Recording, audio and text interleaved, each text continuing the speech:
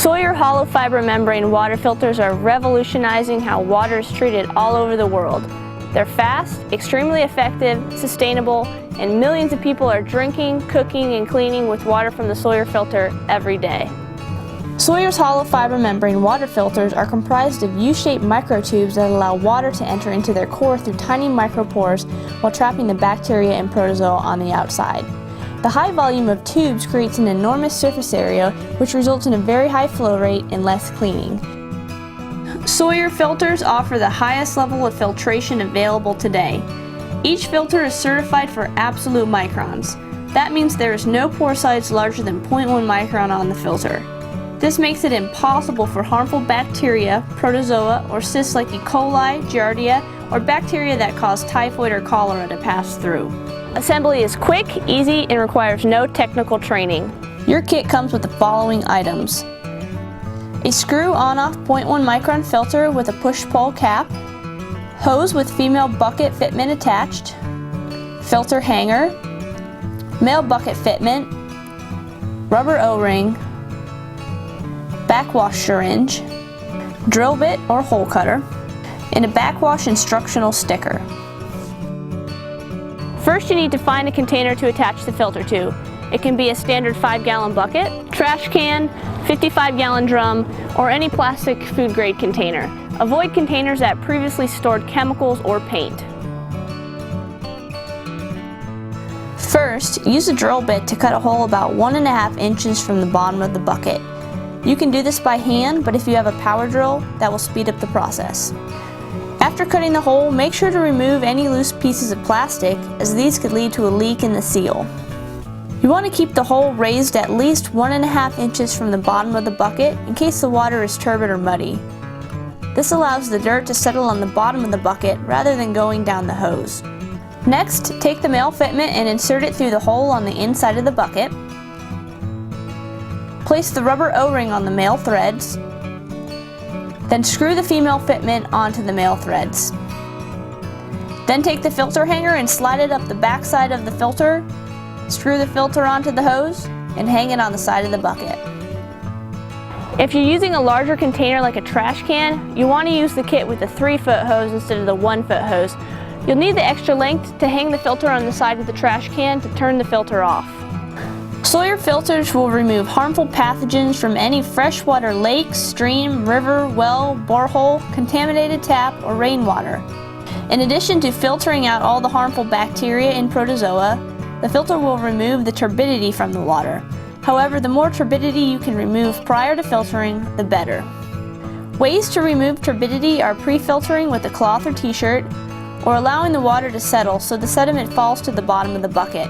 The turbidity will not harm the filter. It will just slow it down and you will need to clean it more often. However, the more often you clean your filter, the better. Cleaning frequently ensures a fast flow rate, and it also reduces the risk of dirt or clay hardening inside the casing, which could be harder to backwash. To start the flow of water, first open up the drinking spout on the filter and simply lower the filter down. The greater the distance from the top of the water to the filter, the faster the flow. That is why you can get a lot more water out of a filter that has a longer hose and is attached to a taller container. You also want to make sure the top bucket is vented, so if you're using a lid, make sure and cut a small hole in the top of the lid. If the top bucket is not vented, a vacuum could be created inside the bucket because there's nowhere for air to escape. This will slow down your flow rate. To turn off the filter, simply hang it from the side of the bucket and then shut the drinking spout. Avoid letting the filter dry uncleaned. This can happen if you allow the bucket to drain overnight. If this occurs, clean the filter first thing in the morning or use hot water to loosen up any stubborn clogs. Since these filters are 0.1 micron absolute, they'll never reach a point of failure where they'll allow harmful bacteria to pass through. They'll simply slow down or clog, which means they need to be cleaned. Sawyer hollow fiber membranes are rated up to 40 psi. So you're hardly challenging the filter when it is attached to a standard 5-gallon bucket that produces about 2 psi with 1 foot of tubing attached. Since the fibers are so robust, you can backwash them with high pressure and restore them nearly to their original capacity. First, you want to reserve a pint of filtered water, then use the included cleaning syringe to suck up some filtered water. Next, make sure the bucket is empty and remove the filter from the tubing. The drink spout can be removed and you will find an opening to insert the tip of the syringe. You always want to backwash your filter outside away from your clean water source. A good place would be into the dirt where the sun will kill off the bacteria, or into a latrine. The first syringe full of water you force back through the filter you want to be the most forceful, so you don't create paths in the fibers that water will flow to on following syringefuls. You want to repeat this process several times until the water coming back through the filter is clear. This screw on-off filter can also be used attached to a standard water bottle, attached to the Sawyer squeeze pouches, or attached to a faucet with a faucet adapter accessory. You can also attach multiple filters to a larger container for even higher volumes of water.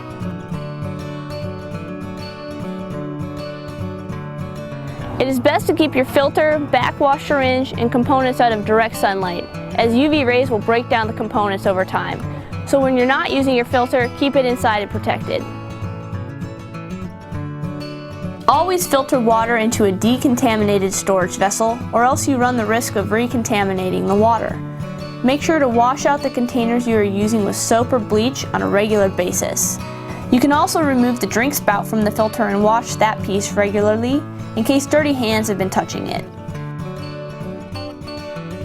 We do not recommend backwashing the filter with dirty water. If this happens, immediately run at least 1 quart of water through the filter and dispose before filtering water for consumption. The frequency of backwashing is dependent on the turbidity of the water. It is recommended that you backwash at least once per day and before long-term storage. If you are filtering very turbid water, you can typically get 5 to 10 gallons of water through the filter before backwashing is required. The flow rate of the filter is determined by a combination of 4 variables. Head pressure, which is the distance from the top of the water to the filter; altitude, the higher the altitude, the slower the flow rate; how clean the filter is; and the filter itself, since there are slight variations between the filters. The 0.1 micron filter attached to a standard 5-gallon bucket with a 1-foot hose is capable of filtering up to 295 gallons of water per day at sea level. While we have no evidence that freezing will harm your filter, we don't have enough proof that it will not. So we must say that if you suspect your filter has been frozen, to replace it. This is especially true with a hard freeze. No, the filter will not remove chemicals, pesticides, or heavy metals. It will remove bacteria and protozoa.